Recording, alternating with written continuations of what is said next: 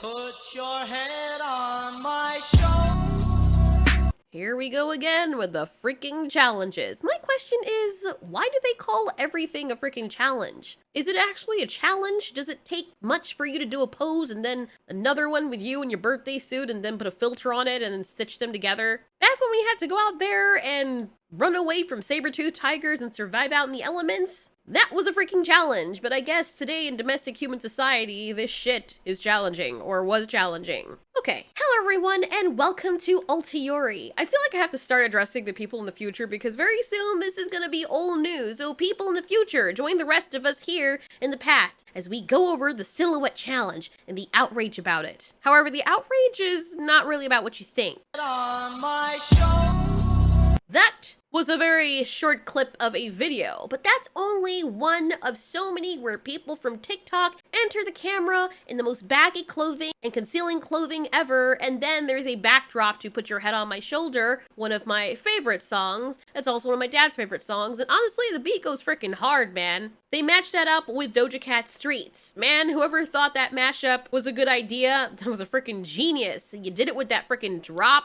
Woo! You're awesome. I added it to my music playlist because it just makes me want to go back to prehistoric times and take off my fox suit and reveal my dinosaur nakedness to all the T-Rex bachelors. Or maybe raptor dick, I don't know. Look, if I was a dinosaur, that's what I would be into. Other dinosaurs. Does that make me a furry? So this challenge started early 2021, and a whole bunch of people were eager to do the challenge, standing in their doorway with their pajamas and then applying a cut transition to a red filter where they're wearing either nothing or almost nothing. It's really hot. Men and women were doing it, and you know, goddamn. There's this woman with like, you know, this really huge booty and just, you know, goddamn. That booty's so big it looks like it's pregnant with another booty. No matter how straight you think you are, something's gonna be pulsating when you're watching one of these eventually. But then shortly after, I see this. Oh boy, I wonder what they could be warning them about. This girl was like, screw this challenge, I want y'all to see everything. Seriously, I wish I had a horse booty like that. You ever look at horses and their frickin' booties? Using the index finger, the catheter is then guided through the cervix and into the uterus. Jesus Christ, I mean, they just make you go all the way up there. Seriously, I'm not lying. I had to do that with a horse and to a cow. It sounds freaking weird. No, it's not what you think. Like, okay, oh my god.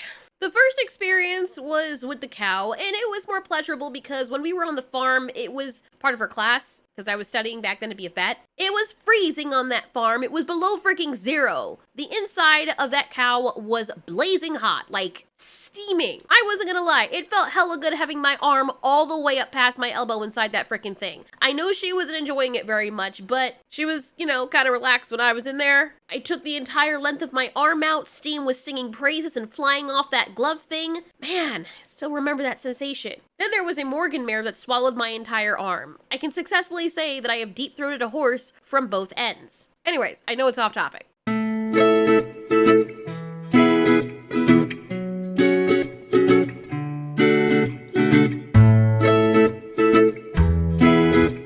Back to the silhouette challenge. Imagine if they did the silhouette challenge with this clip. Anyway, what are women warning the creators about the TikTok silhouette challenge for? Well, BuzzFeed has the answer. You see, that red filter that you put on, it can be adjusted and taken off so that people can see all the fish in your deep, dark pond, or at least some of the ways that people do it. Apparently there's a safer way to do this, but some people use the less safe method, and people can still uncover the red filter and see the underneath of your skin tarp. So here's my thing, and I'm probably, you know, gonna have a differing opinion because on that Facebook post, well, let's just read it. Men are currently removing the Vin Rouge red filter from the silhouette challenge. This is readily happening across social media with little community violation response by Facebook, Twitter, Instagram, Snapchat, or TikTok. When reminded that this is gross, creepy, and non-consenting, men respond that women are always finding ways to make themselves victims and they shouldn't have been naked on the internet. Yes, the same men going through extraordinary lengths to be creepy or finger-wagging women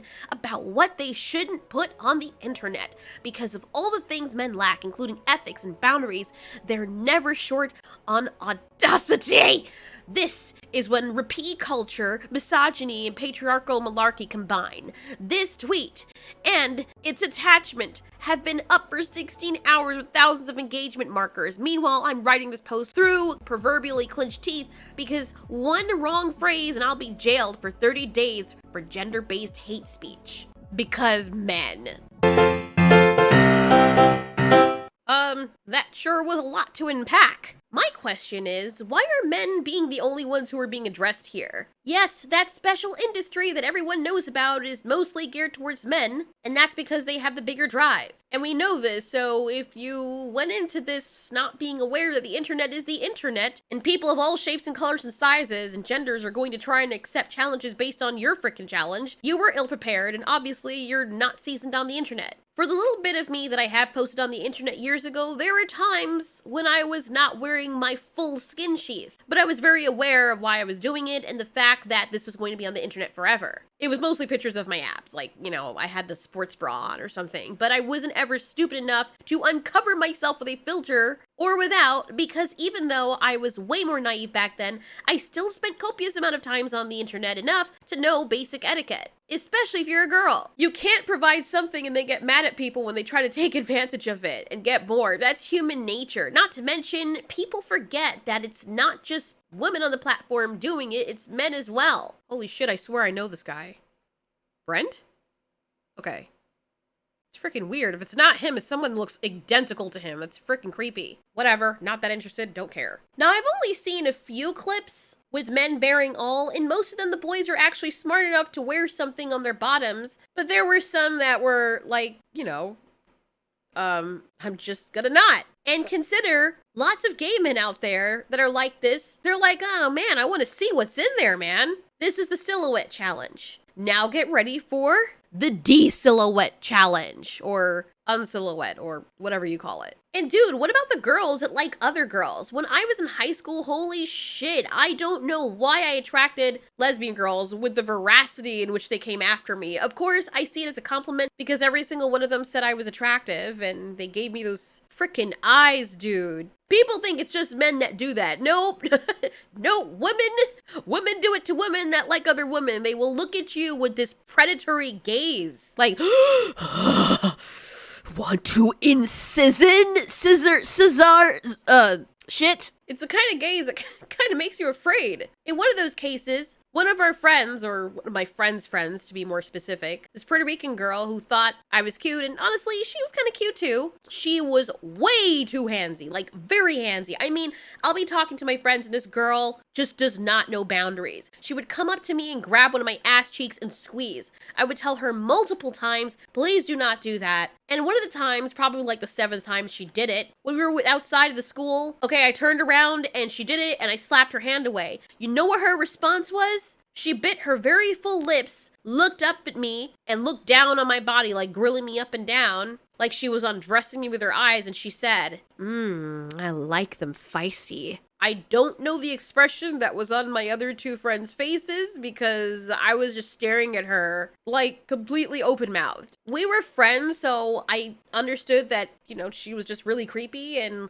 like a freaking young stallion after a mare in heat. If I were swinging for the other team, I probably would have let her, but she honestly didn't feel like relationship material to me because that kind of behavior makes me feel the same way it does in a man. Like she's a freaking player and she does this with other people. Looking back at it now, there's some part of it that's hot, but yes, it's because she was attractive. It's true, men. If you look like a freaking ogre, it's gross. And then you have a nasty forward attitude or you don't respect people's boundaries, the odds are much worse for you. It sucks, but you being attractive does allow you to get away with a lot more. If a man looks like the character from out of the Mucinex commercial was doing the same thing to me that Crystal was, whoops, crap. Okay, there's millions of girls called Crystal. I'd be even more grossed out. I would. Right, ladies? Right, ladies?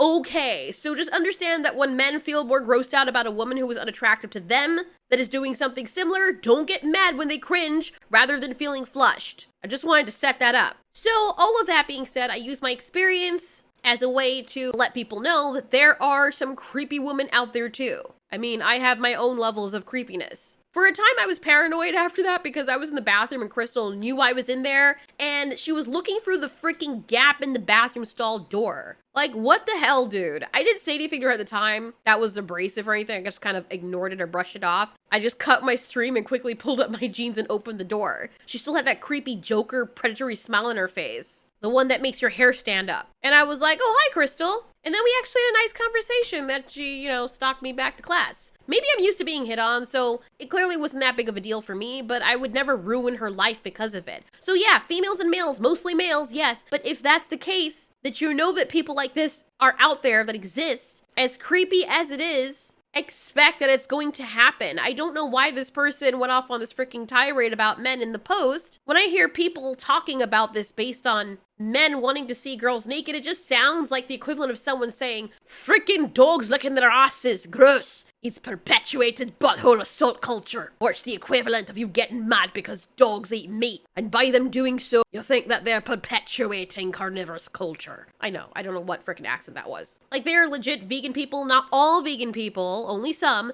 that put their dogs on a vegetarian diet. Like, bitch, it's a freaking dog. It's a domesticated wolf. Its biological inclination and makeup is one where it relies mostly on meat for its food source. Yeah, it can survive off vegetables, but at its core, it's always gonna want meat no matter how much you punish it for wanting it. It's a fucking dog, and if you want to use that as a parallel and say that men are dogs, then you cannot blame them when they act like dogs. Now, I do think there's something to be said for going over the top. If you stalk someone in their home and try to get their pictures of them and spy on them when they're in their privacy of their own home or in some place that is supposed to be private, then come on. Yes, you are a freaking asshole. But if you put something on the internet, like, you gotta expect that the heathens out there are gonna want to open up the box and see what's inside. Even I was wondering, man, it's kind of hot on both the males and females, and I was wondering what it looks like, because that's the purpose of the challenge. You want attention. That's the whole point. No one's forcing you to put stuff on the internet. So if I'm thinking and wondering about it, and most of you were thinking that as well, you gotta imagine and expect that some people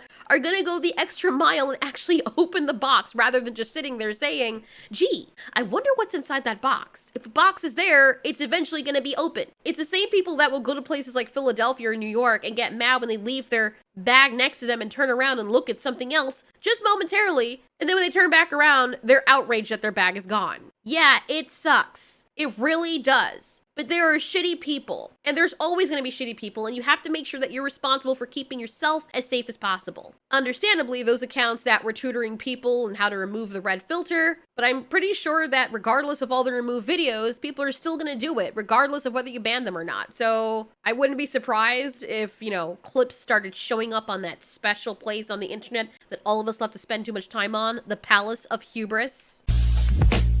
Anyways, what do you guys think about this? Do you think that I'm an asshole just like all those other people? Do you think that my opinion is a hot take and women should feel completely safe and free to do what they want on the internet without being exposed by evil people? Or do you believe that the internet is a vile place and we have to always be aware of our actions? Thanks so much for watching. This has been Alteori. You ask, we answer.